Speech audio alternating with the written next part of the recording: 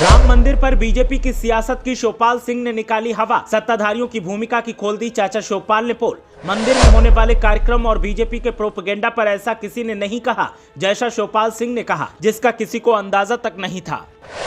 देवबंद से सपा नेता ने किया सियासी वार तो लखनऊ में दिखी रार। दिल्ली की सरकार भी हिल गई और यूपी में भी हो गया हंगामा। शिवपाल सिंह यादव इन दिनों फुल टॉस बल्लेबाजी कर रहे हैं और फ्री हिट होकर ऐसे शॉट खेल रहे हैं कि सियासी चौको छक्कों से विरोधी दलों के पसीने छूट रहे हैं। सहारनपुर के देवबंद पहुंचे शिवपाल सिंह यादव ने सत्ताधारियों को तो निशाने पर लिया ही साथ राम मंदिर मामले पर उनके प्रोपेगेंडा की ऐसी पोल खोली कि सत्ताधारियों को अब काटो तो खून नहीं।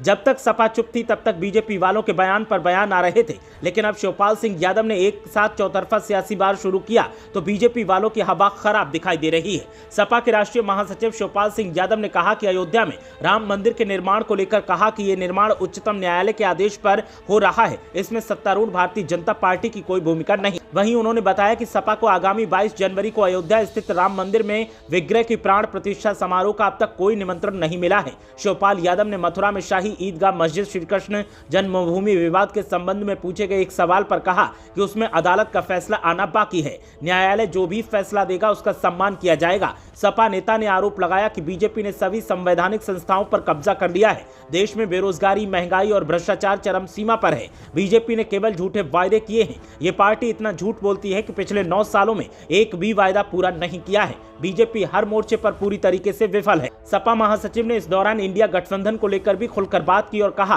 कि बीजेपी को सत्ता से हटाने के लिए ही इंडिया गठबंधन बना है और प्रधानमंत्री पद के लिए गठबंधन में कई चेहरे हैं और समय आने पर सीटों का तालमेल भी हो जाएगा।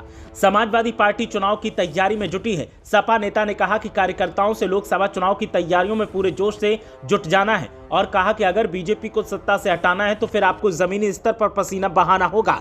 सपा को वो ताकत देनी होगी जिसके आगे सत्ताधारियों का टिकना मुश्किल हो जाए। जब आप ऐसा करेंगे तभी केंद्र की सत्ता से बीजेपी को हटा सकते हैं। शिवपाल यादव के निर्देश पर पार्टी कार्यकर्ताओं ने भी जी जान से तैयारी में जुट जाने का दावा किया है और हर हाल में जीत का वादा किया है। देखना यह है कि शिवपाल ने जो जोश कार्यकर्ताओं में भरा है वो कितना कारगर साबित होता है और कार्यकर्ताओं ने जो दावा किया है वो दावा कितना सच साबित होता है। ब्यूरो रिपोर्ट, मीडिया हलचल।